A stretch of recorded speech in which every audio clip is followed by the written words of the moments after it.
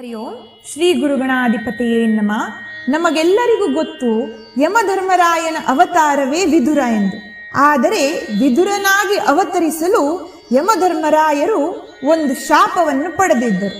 ಹಿಂದೆ ಮಾಂಡವ್ಯ ಮುನಿ ಎಂಬತಕ್ಕಂಥವರು ಮಹಾನ್ ಋಷಿಗಳು ಯಾವಾಗಲೂ ತಮ್ಮ ಜೀವನವನ್ನ ತಪಶ್ಚರ್ಯದಲ್ಲಿ ಶಾಂತವಾಗಿ ಕಳೀತಾ ಇದ್ರು. ಒಮ್ಮೆ ಒಂದಿಷ್ಟು ಕಳ್ಳರು ಕದ್ದು ಆ ಆಸ್ತಿಯನ್ನೆಲ್ಲವನ್ನು ಈ ಮಾಂಡವ್ಯ ಮುನಿಗಳ ಆಶ್ರಮದಲ್ಲಿ ಬಚ್ಚಿಟ್ಟಿದ್ದರು. ಇದು ಮುನಿಗಳಿಗೆ ತಿಳಿದಿರಲಿಲ್ಲ. ರಾಜನು ಬಂದು ಅದರ ವಿಷಯವಾಗಿ ವಿಚಾರಿಸಿದಾಗ ಮೌನವನ್ನು ಧರಿಸಿದರು. ಕೂಡಲೇ ರಾಜನು ಈ ಮುನಿಗಳು ಆ ಕಳ್ಳರಿಗೆ ಸಹಾಯವನ್ನು ಮಾಡುತ್ತಿದ್ದಾರೆಂಬುದಾಗಿ ಅವರನ್ನು ಶಿಕ್ಷೆಯನ್ನು ನೀಡಿದರು. ಒಂದು ಈಟಿಯ ಮೇಲೆ, ಶೂಲದ ಮೇಲೆ ಅವರನ್ನು ಕೂರಿಸಿದರು. ಆ ಶೂಲ ಋಷಿಗಳ ಶರೀರದ ಒಳಗೆ ಹೋದರೂ ಕೂಡ ಅವರ ಜೀವ ಹೋಗಲಿಲ್ಲ. ಯಾಕೆಂದರೆ ಅವರ ತಪಶ್ಚರ್ಯದ ಬಲ ಅಷ್ಟು ಗಟ್ಟಿಯಾಗಿತ್ತು. ಸ್ವಲ್ಪ ಸಮಯದ ನಂತರ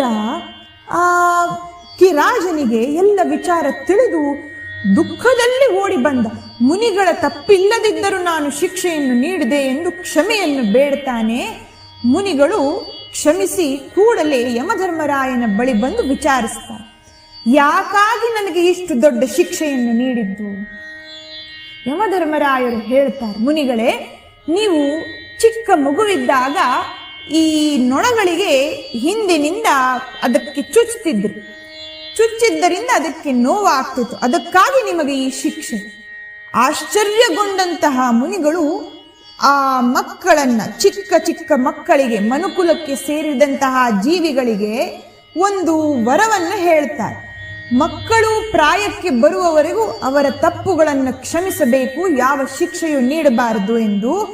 ಮತ್ತು ಇಷ್ಟು ಚಿಕ್ಕ ಕಾರ್ಯಕ್ಕೆ ಇಷ್ಟು ದೊಡ್ಡ ಶಿಕ್ಷೆಯನ್ನು ನೀಡಿದ್ದರಿಂದ ಯಮಧರ್ಮರಾಯನಿಗೆ ಶೂದ್ರನಾಗಿ ಹುಟ್ಟಬೇಕೆಂಬುದಾಗಿ ಶಾಪವನ್ನು ನೀಡುತ್ತಾರೆ. ಅದಕ್ಕೋಸ್ಕರವಾಗಿ ಯಮಧರ್ಮರಾಯನು ಅಂಬಾಲಿಕೆಯನ್ನು ನೋಡಿಕೊಳ್ಳುವಂತಹ ಶೂದ್ರ ಸ್ತ್ರೀಯರ ಹೊಟ್ಟೆಯಲ್ಲಿ ವೇದವ್ಯಾಸರ ಕೃಪೆಯಿಂದ ಮಗುವಾಗಿ ಜನಿಸ್ತಾರೆ.